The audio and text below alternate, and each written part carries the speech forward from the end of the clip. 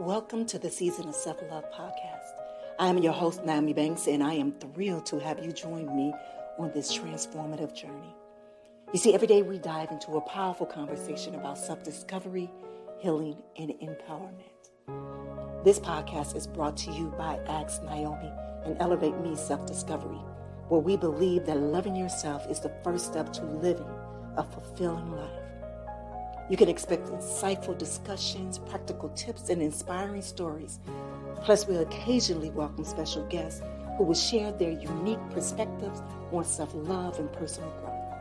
So get comfy, grab your favorite beverage, and let's embark on this journey together. Because it's time to embrace the beautiful person that you are. So let's elevate our lives one episode at a time. Now let's get started. All right, my beautiful people. Well, welcome back to the Season of Self-Love podcast. I am your host, Nyomi Banks, and today we are going to continue our series of Healing Beyond Betrayal. And I'm so thrilled to have with us an incredible, inspiring Leigh Shulman. She's an author, a writing coach, and she's just been a beacon of light to anyone that is looking to heal through writing. But before we bring our guest to the stage, let's take a quick break, all right? It's your girl, Goddess Nyomi Banks, here on the Season of Self-Love podcast, and we'll be right back. Washington Wellness Institute focuses on healing always. For me, if I look good, then I feel good. If I feel good, then I share the good. If I share the good, then I celebrate the good. If I celebrate the good, then I live the good. So I can be paid to be my greatest. But I have to learn the good to be the good. So, what does it take to be the greatest? It's as simple as a free 15-minute consultation. Be kind to yourself and heal always.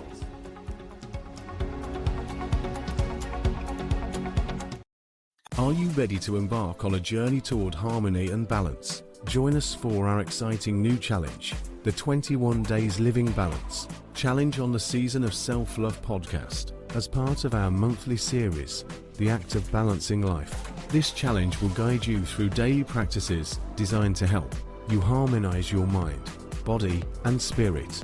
Whether you're juggling work, relationships, or self-care, we're here to support you every step of the way.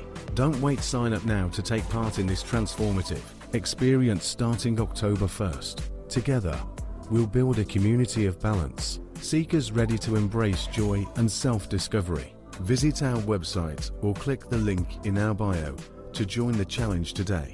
Let's find our balance together. All right, well, welcome back to the Season of Self-Love podcast. I'm your host, Nyomi Banks, and today we have such an incredible, inspiring guest, Leigh Shulman. How are you, Miss Shulman? Am I saying the last name right? Shulman. Yeah, Shulman. mostly right. Yes. Yeah. Well, welcome. Thank you so much for having me here.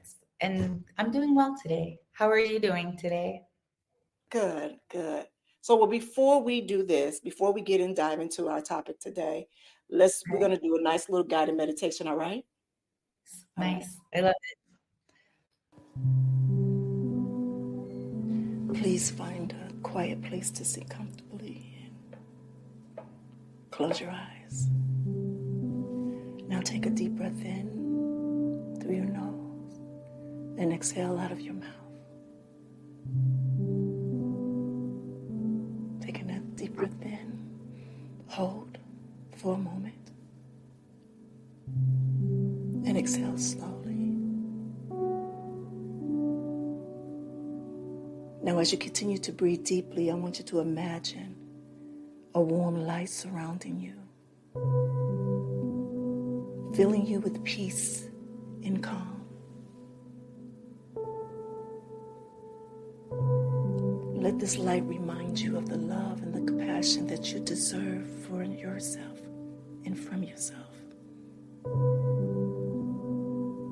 Now, as we start our discussion today, I want you to carry this sense of centered peace with you, right? Now, when you are ready, please open your eyes. Thank you. All right, if you are new here to the Season of Self-Love podcast, it's something we do every day, Monday through Friday, here on the Season of Self-Love podcast. Leah, welcome back, Leigh. Thank you. And that meditation was just what I needed right now, too. Thank you. Um, First of all, again, it is such a pleasure to have you on here. And as I talked before we got on, I was telling you about this as our series. We're towards the end of our series of Healing Beyond Betrayal. And within our 30-day, we were doing a challenge. And a few of the challenges that we've been having have been writing, whether it's writing in our journal or writing a letter to ourselves. But that's something that you do. That's something that you've been able to do. So can you share a little bit about your journey and how you discovered the healing power through your writing? Well, the healing power of writing, first of all, I believe in it 200% because I've seen how writing helps people. And I've also used it for myself. I've been writing in a journal for as long as I can remember. And I think there's lots of different levels of how you can heal. And so some people might want to write and they want to keep that writing to themselves and keep it private, and that's 100% fine. And other people want to share their story. They want everyone to read it. Also 100% fine. And a lot of steps along the way. And I think there's different kinds of writing and different ways of diving into what that means when you're talking about healing and you're talking about really accepting your story, where you've come from, and the crappy things that might have happened to you in life that nobody wants to hold on to. You know, we want to let go so we can live our lives and really enjoy our lives. So, you know, when you're talking about journaling or writing a letter to yourself, or sometimes writing a letter to someone else where you can maybe get out all that stuff that is sort of stuck with you, Yeah. and often burning that is a great way of doing it. Mm-hmm.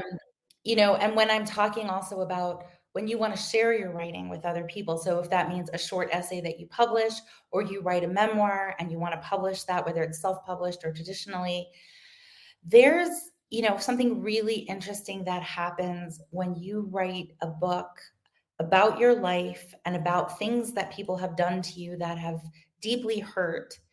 Yeah. That when you do that and you share it, because the thing is, when you're writing a book, you never want to write for revenge. Right. You never want to write a story for other people that's about revenge. And I have a writing mentor that says the best thing to do is trash yourself. Well, that's how she said it. I wouldn't necessarily use those words, but what it is it's about self-discovery. It's about looking at yourself and saying, what did I do wrong? Not necessarily from the person who hurt you. Where can I improve? Where can I grow? Because any book you write, any book you read, whether it's fiction or nonfiction or memoir, your characters and the people in it, they have to grow in order for the book to feel complete. And we want to go through this.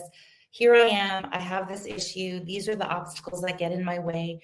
And then step by step, what are the things that I faced, the challenges that I overcame, the challenges that I stumbled on, and how I learned until I was able to change my obstacles and understand them and see the world in a new way. And going through that process is incredibly, incredibly powerful because it's not easy.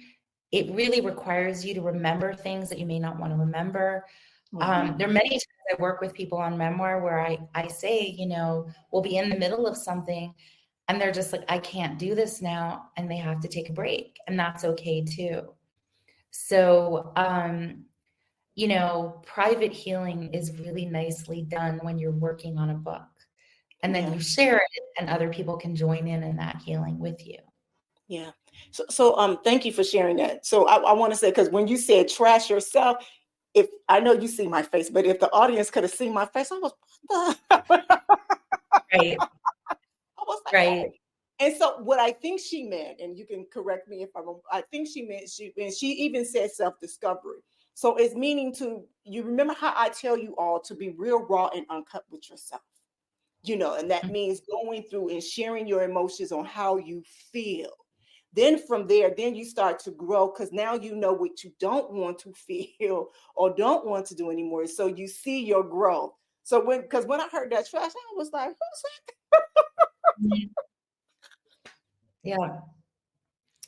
Absolutely. Now, I had the same reaction to trash yourself, but and it is a harsh way of saying it, but I think in a sense it's being honest about who we are, the mistakes we make, where we went wrong, you know, and I think sometimes that's really difficult to do, you know, particularly when somebody has done something to you that's really painful. you know, there's this balance between I'm setting a boundary and I am no longer going to allow you to do these things that hurt me. But not that person, not anybody else. And it's a different way of sort of interfacing with the world. And then there's the part where you're like, oh, but I did do things that led to that process. What are those things? What are the things that I'm doing, and how am I engaged in what ended up happening, whatever it is? And I say that very broadly so that I can shift away from that, shift my mindset, shift my words, shift my actions, shift my boundaries, so that I head in the direction that I want. Because, you know, and I guarantee you, if you're writing a book about something that happened to you, there are a lot of people out there who have gone through something similar and will read it and they'll be nodding the whole time. They'll be, yes, I get it. I get it. I get it. And, you know, humans are funny. I find like we're funny in that we all kind of make the same mistakes and we do the same things. And that's like a really powerful source of community also. Yeah. I had this guest on earlier this week. Amazing book. I actually went and got her book. Her name was Julie. Oh my God, Julie Fembora. I believe that's her name. I've been talking to so many people that it's so bad of me. But the name of her book is Too Brown to Keep. Too Brown to Keep. She was born right after World War II in Germany. And so her birth father was, he was a Black American soldier, and her mother was a white German woman. And her and her sister were given up for adoption. I think she said it was 690 something children that were born, that were put up for adoption during that time. But I believe she said it was like over 10,000 babies that was born during that World War II from American soldiers and German women there. And so in her story, and just as you said, over this weekend, I was listening to the story on my Audible, and it was amazing just even to hear her emotions come from the writing. You know, I write too, so I knew exactly what she was doing. But that's exactly what you said. It's like as you listening or as you reading the pages from people's books, you got a movie going in your head, and you're like, yes, like that's the same thing, you know, that I'm going through, that I recognize and I realize. That's why even doing this podcast, The Season of Self-Love, and we kind of taking each month as a different series. And this one right here is more of healing beyond the betrayal, because we look at betrayal in so many different ways. As we said before, it's so many levels to betrayal on how we see betrayal. But then the ultimate thing is, how can you get beyond it? How can you go through the healing process? What can you take to use your story as a transformative for your healing process? But not only that, but to help others, to be able to serve others. So for you, what have you found to be some of the most therapeutic aspects of your writing? You know, it's when other people read it. The writing process is very much so therapeutic for me, because, you know, as you're figuring it out, it forces you to think things through. And because I never want to write something that's getting revenge on somebody, because I don't want that out in the world forever. I don't want revenge to be the person that I am. And I certainly don't want to share that. So now, in order to, can I ask you this? Could you explain to my listeners, what do you mean by revenge? So when I said trash yourself, revenge is literally trashing another person and saying, oh, look at the bad things they did, and sort of putting their story out in a way that puts another person in a bad light because you see them in a bad light. And in order to write your story, you know, it's your story, and that's not to say you need to, you know, whitewash it or turn it into something it's not.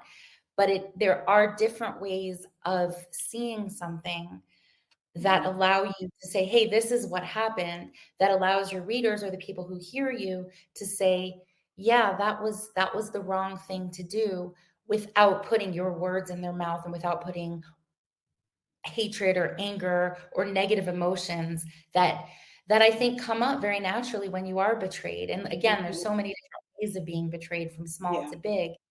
resentment, anger, sadness, sort of all of those things that come up. And being able to put them into words, put them on paper so another person can see it, feel it, understand it, is an incredibly powerful experience, because it really requires you to say, like, where is this in my body? What am I feeling? Why am I feeling it? What actually caused it? Because so many times, I know in my life, I'll have an emotion or a reaction to something, and I might think that the cause of it is one thing, but really when I think about it, it's something else, or it's more complicated. Like this person on the street bumps into me and I'm angry at them, but I'm not angry at the person on the street. I'm angry because I got in a fight with my husband in the morning. Right. And that's sort of underneath it. And being able to tease out all those different pieces without making my husband the bad guy because he started the fight and he said something really rude, Right. instead of like, why are we fighting? What do the fights do? How do we move past the fights? And that's a very, very small example. Having a fight with a husband, which is sort of like a normal thing that happens to all of us, as opposed to, like I've worked with people, where their stories are their stepfather abused them and their mother let it happen. Well, that's very, very different than, I had a fight. And the way that impacts us in our bodies and our souls and the ways we relate to other people also can be broken down into a lot of different levels. And when you write about it, you start to see it differently, because you'll put it on paper, but then you have to edit it. And when you go back to read something you wrote, you'll see it differently, or you'll use a word that one day that's the word that you wanted to use, but maybe you come back a month later and the word you wanted to use, you're like, oh no, I don't see it that way anymore. Mm-hmm. And as you move yourself through the story and you start, I always talk about what is your story about? And when I say that about, I don't mean the plot. I mean, what is it that you want your readers to understand and feel when they're finished reading your book? And abouts tend to relate, as far as the way I use them, relate to basic human truths. Everybody makes mistakes, but you don't have to forgive them for hurting you. You can let go of the pain and you can let go of what happened, but that doesn't mean you have to remain open to them again for them to hurt you again. A lot, and there aren't that many abouts, because there aren't that many basic human truths. There's not a million of them. A lot of the books that I've worked with are The Power of Sisterhood to Heal. That has been a really big one that has shown up in, if I showed you the plot or talked about the plots of these different books, you would not believe that they had the same message, because they are so different. But when you can distill your story, and as you tell your story, when you first write it, you may not exactly know what it's about or what you want people to feel. But in my experience, we have an innate knowledge of what we want people to understand about us, about our stories. And when you not pull away the anger and the other things that go with it, because those are part of telling our stories. And when I get angry, I can't just pretend I don't get angry. I can't just pretend that I never get angry and everything, and I'm always a calm person, because then I'm lying about myself. And that's also what it means to trash yourself. Be honest about who you are. And, if I don't want to be an angry person, then anger is a mistake as far as I'm concerned, or it's something I didn't want to do. But that doesn't mean I can't make it not part of me that I got angry. Right. So, you look at your story, you look at your book, and then, when you ask, well, what is the most important part for me? What was the most meaningful? Once you've been through all of that, and then you share it with other people, and once you let go of your story and someone else is reading it, it is no longer, and this is a hard thing to kind of get your head around, and it can hurt, but it's no longer your story. You have now shared it. And it is open to interpretation. And some people are going to interpret it in ways you do not like. And I just say, let them do what they're going to do. But then there are going to be people who read it, and you are going to touch their hearts. Yeah. Like it's like I say heart, but it's not just heart. It's like you really connect with another person. And authors will often say, people they've never met will read their books, their memoirs, and act like and feel like they know them. And that's because if you can tell a story and another person reads it and can say, oh my God, this person understands me, or can come to you and say, oh, that happened to me, but here's the difference. I once wrote a short story about being it was when I lived in Panama, and my sister-in-law there and the family that happened there. It's sister-in-law, but kind of in a very Latin American way where everyone's related, but we don't actually we might not actually be related, but we're related. It's my sister-in-law, my cousin, everybody's sister-in-laws and cousins. And Yeah. I actually love that. I think that's really beautiful. And I connected with somebody who knew the family, and my, unfortunately, my sister-in-law, this happened quite a few years ago. She ended up ending her life. And there are lots of things around that. And ultimately, it's difficult, and I love her, and I'm sorry that she felt that way and that she was in that place in her life. But meeting this other person who knew her from a different perspective and in a different way allowed me to know her better. And it's not just people who connect because they know the people in the story, or there's so many different ways, and you never know how people are going to show up for your story. And that is really magical. And you have to be really open to it also, because it's not always comfortable. But the discomfort can, and I'm not talking about the criticisms or the negativity. I'm talking about sometimes things are uncomfortable when you're talking about difficult things in your life and betrayal, and someone comes to you and might see that betrayal in a different way. You might want to push against that, but it gives you an opportunity to explore it from many different vantage points. All right. So all of that was fantastic. I really loved all of that. So let me do this. So I have some more questions that I want to ask you, kind of like break them down, because you already talked a little bit about with the writing and stuff like that, but I want to break them down like this. All right. So exploring resistance. So this is the first one we're going to talk about, exploring resistance. So Leigh, many people find themselves that very resistant in writing about their deepest fears and painful experience. So what advice would you have for someone who wants to start this journey but feels blocked or overwhelmed by the thought of confronting their past through writing? Well, what I would say, if you feel overwhelmed by sort of going on that journey to write it, because I've been talking a lot about writing a whole book. It doesn't have to be a whole book. It could be a poem, a short story. It can be whatever you want it to be. Like you're in charge. Sometimes the writing takes over, but you're the one in charge. So we'll start there. And one really good place to start is, I always recommend, just write a timeline of your life and just write down the events. But you don't have to just write the so-called important events. Write the things that stick out to you, or that even they feel good to you, or just things that you want to put down, or that you think are important, or they may be traumatic, but you just write down what it was. You don't have to dive into it yet. You may not choose not to dive into it. Mm-hmm. Having that timeline is a really great place to start, because I think also what you'll find is, when we think about life events, we think, oh, we have to write about only the important, really deep things, when those are not necessarily what shaped us. They're not always the things that shaped us. Mm-hmm. And I'll give you an example. The first time I did the timeline, the dot on the timeline that I ended up writing about was about the first class I ever taught. I didn't think of it as, when I first put it there, it was just something like, I was like, yeah, it was fun, but I never expected my entire story to come out of that.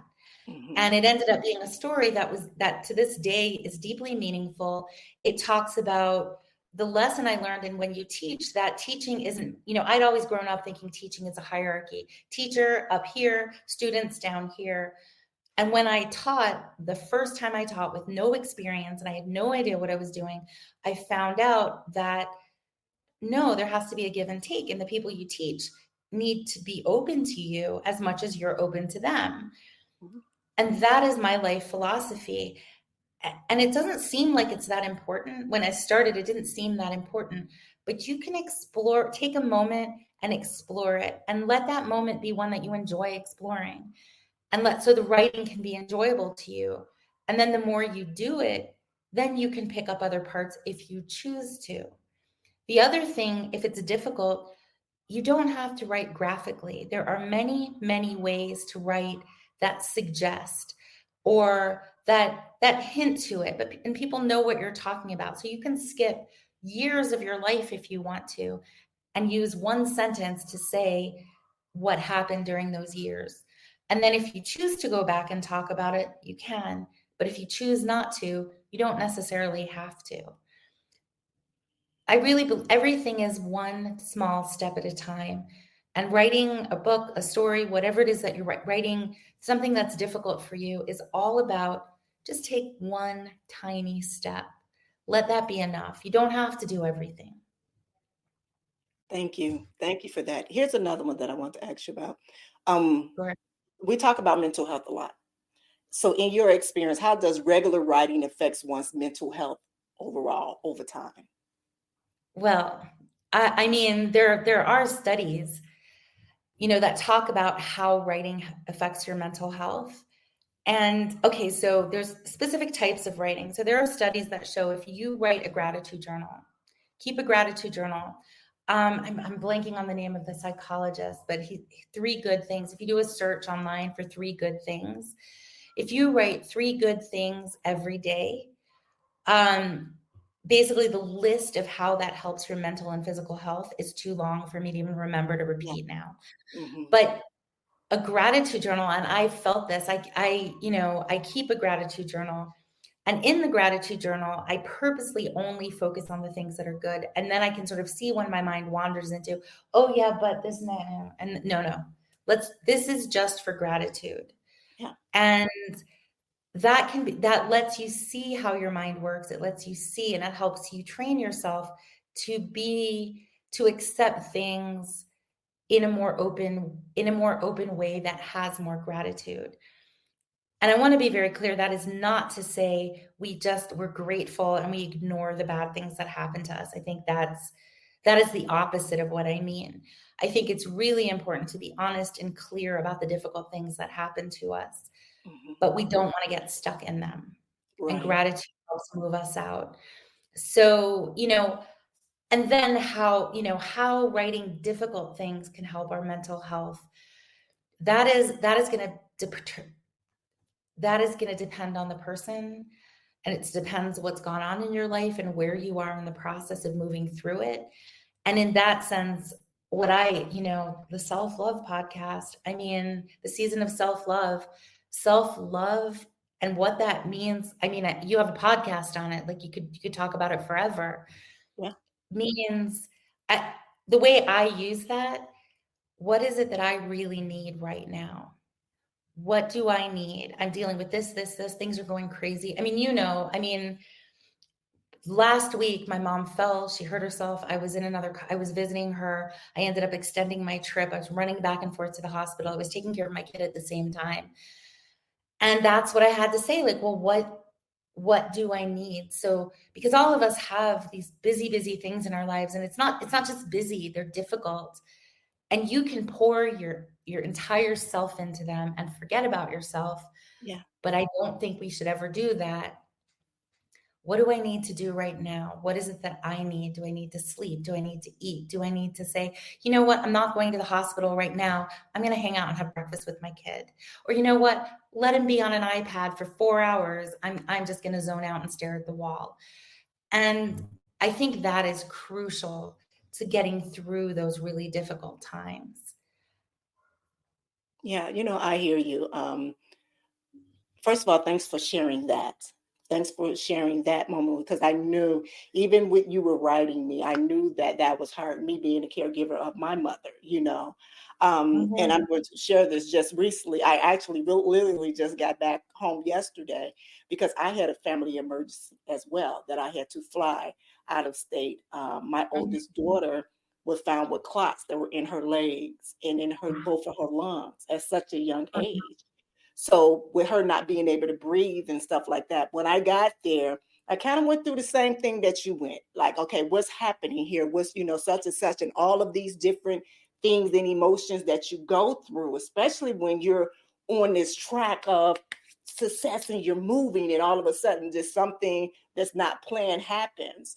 And I remember telling my oldest daughter, I said, we have to pay attention to what's happening to us right now. One thing that this is telling me is that we both need to slow down. We need to slow down. We're being set down for some reason. All right. The second thing is that, what are we learning from this? What experience are we getting from this? What lesson, what gift are we getting from this whole thing? Human nature of us, we do think about, oh my God, I'm gonna miss this. Oh my God, I ain't gonna be able to do this. Oh, I'm gonna miss that interview. Oh my God, I have this thing, our mind or the kids or this. And sometimes it's like, slow it down. I need you to breathe. Mm-hmm. I need you to breathe, and I need you to trust this process, what is happening. And that's what us and I say, I am a recovering perfectionist. Yeah. So, Me too. yeah. So I have to step back, and I have to allow myself to get out the driver's seat and just go, and just let it go.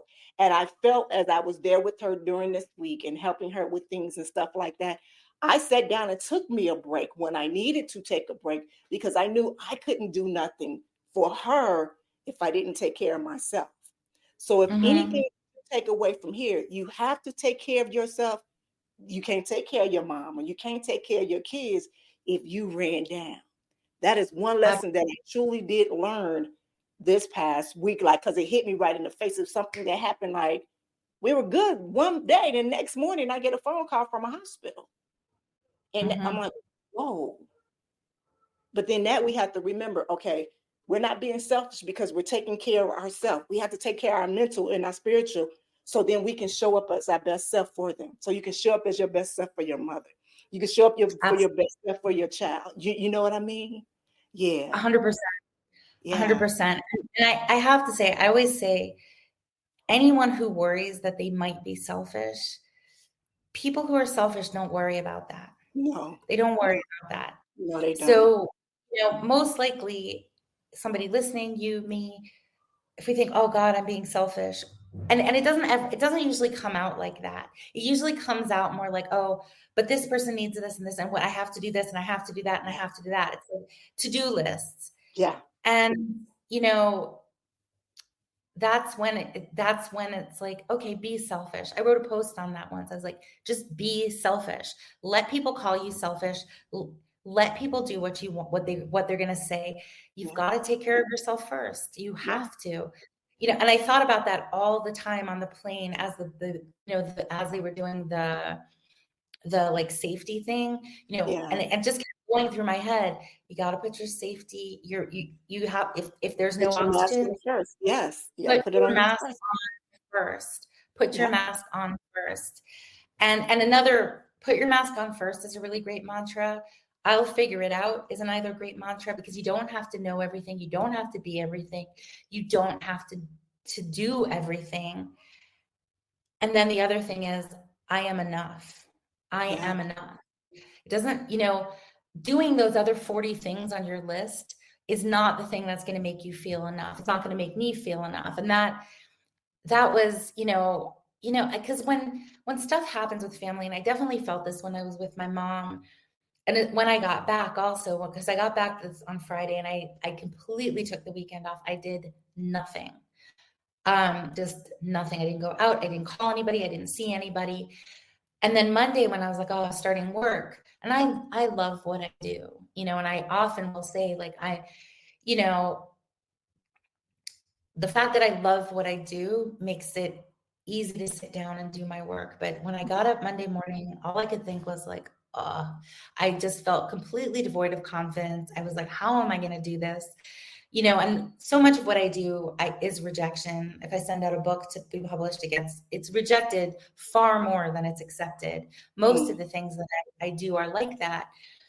So I realized I needed to focus on confidence. And the confidence isn't I can do it all. The confidence is I am enough. I don't have to do more in order to be enough. So when you were saying slow down, I often feel like some version of slow down is exactly the answer to the stress, the betrayal, the upset, the anger, and then be selfish. Yeah, Someone else will call it selfish, but it's not. it's Taking not. care of yourself is is not selfish. And I have a line in my book that says, because there's a section in my book where I'm saying, like, you got to, if you're trying to figure out what you want to do in life as a writer or whatever, you're going to have to, I recommend like writing a whole list of everything you do and then go through the list and figure out what you can cut. What Mm, doesn't feed you in some significant way. right. And then you have to go and some of those things are easy to cut and you never have to do it or say anything. Sometimes you have to go to people and say, hey, I can't do this thing that I thought I was going to do or that I have been doing. And one of the beta readers of my book, so a beta reader is somebody who reads your book before you publish it to give you feedback. She said to me, she's like, if somebody doesn't like it, if somebody's not happy with that, their happiness is not your responsibility. And that, yep, other people's happiness is not your responsibility. No, no, that is And so big. That is so big.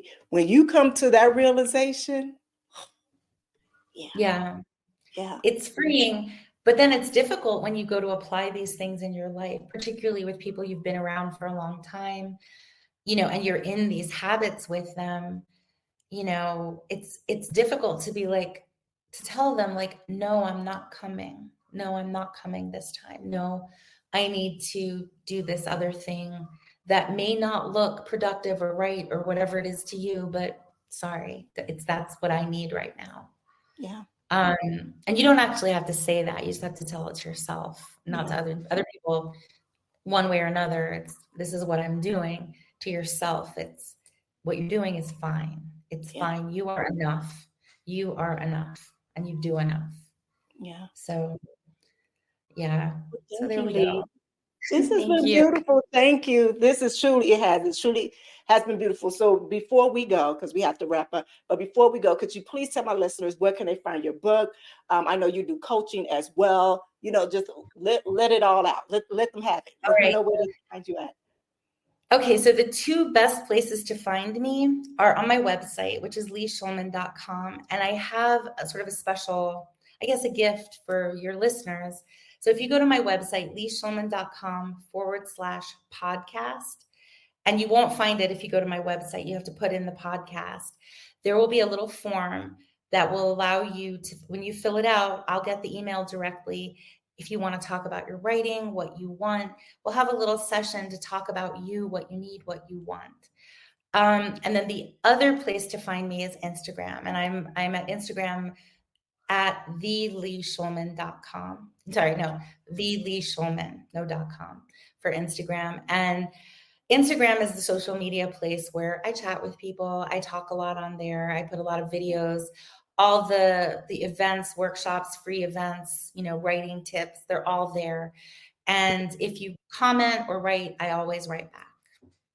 So, and I would love to hear from people. And, if anybody who ever gets to a place where they're like, I want to set these boundaries, or I want to be selfish, or I want to say no, or, I'm a great person to talk to about it. And so I talk about that a lot on my website and in my Instagram feed. So anything you have to say, I would love to hear it. Again, thank you, Shul. Thank you, Leigh. Thank you so much. Thank you. And let me say this again. Thank you for sharing.